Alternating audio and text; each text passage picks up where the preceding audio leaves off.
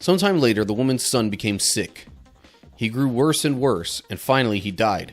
But Elijah replied, "Give me your son." And he took the child's body from her arms, carried him up the stairs to the room where he was staying, and laid the body on his bed. And he stretched himself out over the child 3 times and cried out to the Lord, "O Lord my God, please let this child's life return to him." The Lord heard Elijah's prayer, and the life of the child returned, and he revived. He is starting to demonstrate some things that show him to be a legitimate prophet. What's up, cool people? My name's Matt. Welcome back to our Bible study. Alright. We're looking at 1 Kings chapter 17 right now, and the past couple of chapters really just kind of took us through a bunch of the kings of Israel and Judah. I want to say roughly 8 in total. More of them for Israel than for Judah. But the last one we read about was King Ahab in Israel. And that's decently important context because it will mention him as we start reading here. But yeah, for the most part, a lot of the kings that ruled these kingdoms did not follow God, especially not in the northern kingdom of Israel, which is the part that King Ahab is ruling over as this happens. So, let's hop right in here. 1 Kings chapter 17.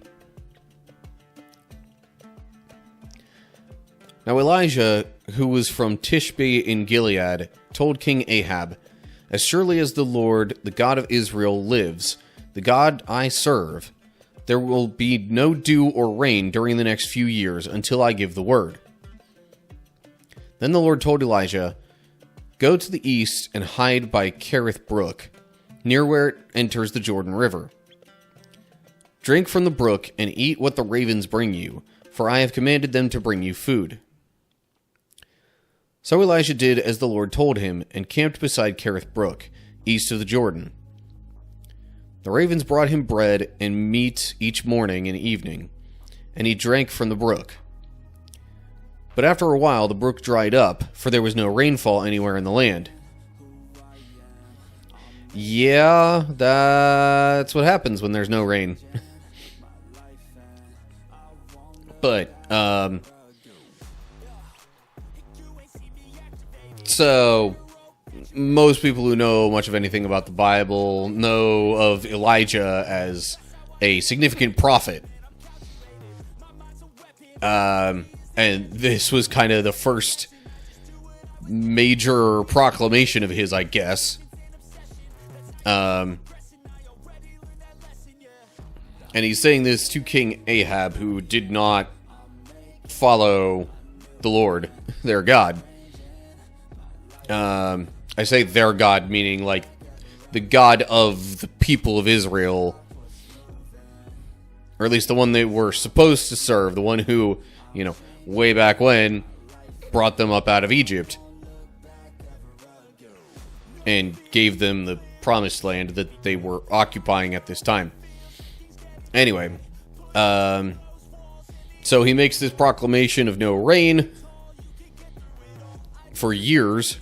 Doesn't say how many years, just until he gives the word. And then God basically tells him, okay, go here and I will sustain you at least for a while. So he goes there, but then eventually the brook dries up because there's no rain. And then I guess we'll have to read on to see what happens next. Verse 8.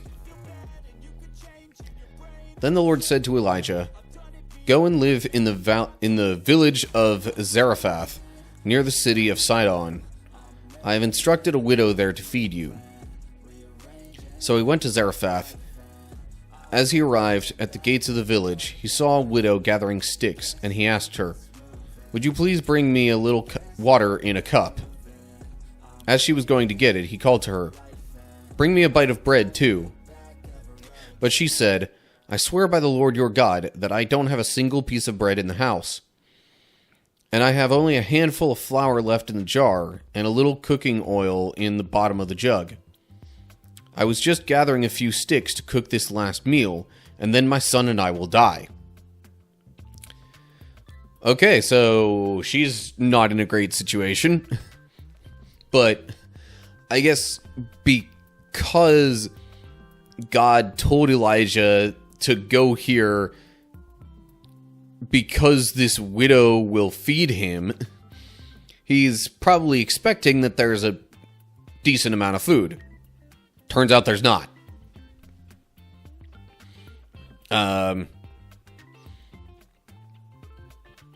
So the water's not really an issue, it seems. There's probably a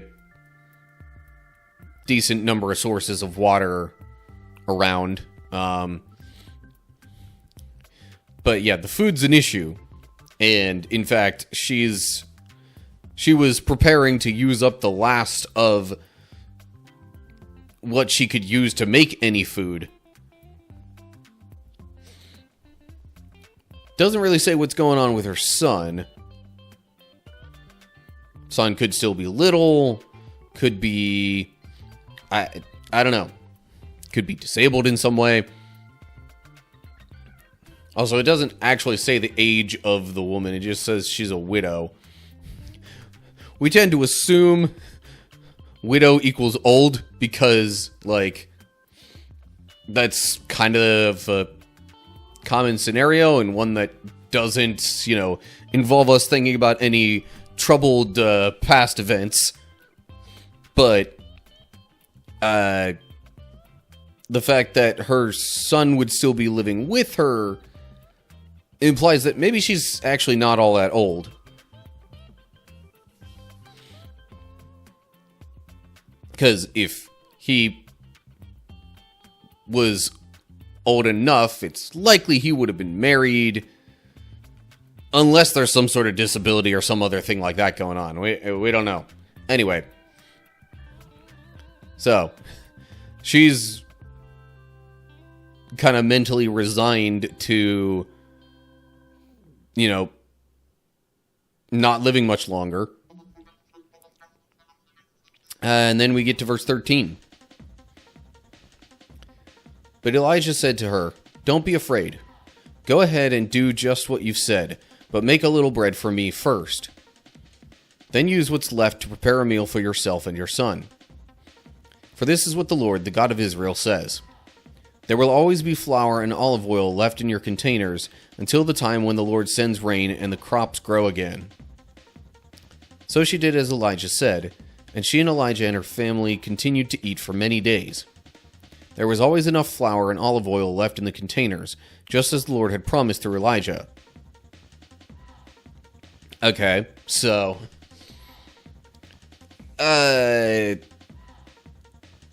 what it said previously made it clear that, like, she was basically out of flour and oil and those kinds of things that would have been used to make bread. And yet, here we have Elijah saying, hey, don't worry about it. Just make a little bread for me, then make some for yourself and your son.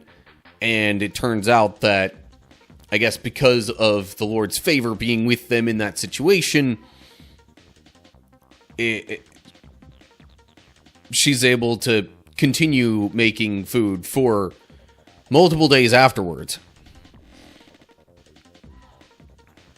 Again, doesn't say how many days, it just says many. Which, I'd say probably implies at least like a couple months. But, I don't know, that's just a guesstimate, one might say, on my part.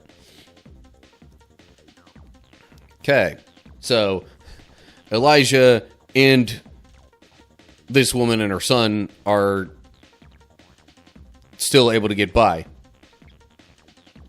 Now, what he said there about there will always be flour and olive oil left in your containers. I guess since this was said specifically to the woman, like, it could have been a very specific, like, okay, your containers. This is not a broad thing that applies to everybody. And it's until the rain and the crops grow again. That might have been why she was lacking in things, because there wasn't rain to grow the crops to make the flour and the other things that would have been used for food.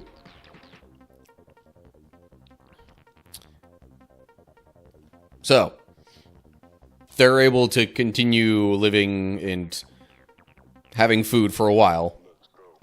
Then we get to verse 17. Sometime later, the woman's son became sick. He grew worse and worse, and finally he died. Then she said to Elijah, "O man of God, what have you done to me? Have you come here to point out my sins and kill my son?" But Elijah replied, "Give me your son." And he took the child's body from her arms, carried him up the stairs to the room where he was staying, and laid the body on his bed. Then Elijah cried out to the Lord, "O Lord my God, why have you brought tragedy to this widow who has opened her home to me, causing her son to die?" And he stretched himself out over the child 3 times and cried out to the Lord, "O Lord my God, please let this child's life return to him."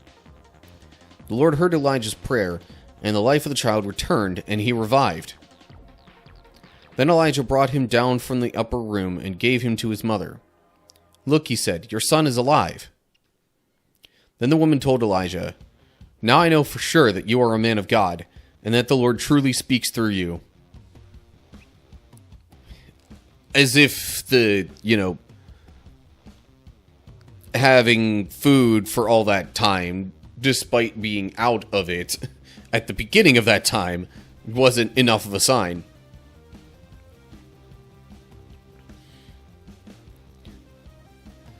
Sometimes I'm sitting here thinking to myself, man, I wish God's work in my life was that obvious a little more often. But anyway, that's neither here nor there.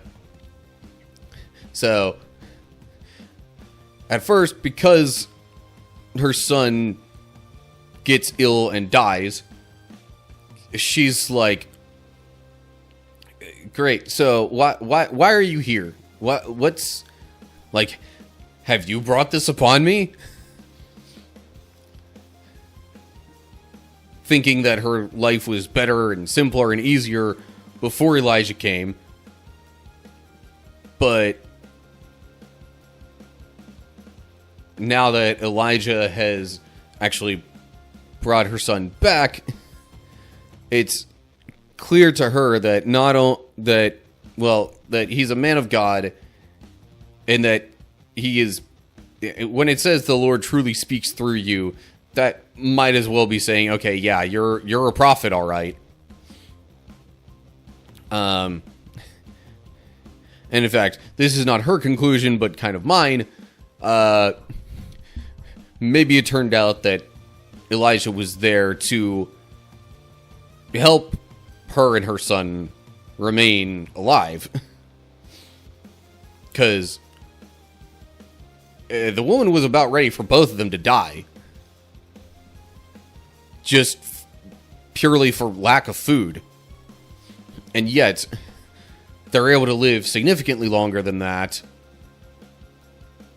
And as this son gets revived by Elijah, he is able to overcome some illness. It just says he got sick, grew worse and worse, and died. Doesn't say what kind of sickness it was. Doesn't really get into much detail there. But, like, the implication is that, I mean, it says sometime later the woman's son became sick. So it's pretty much stated there that he was not sick before all these however many days that they were provided for. And so, like,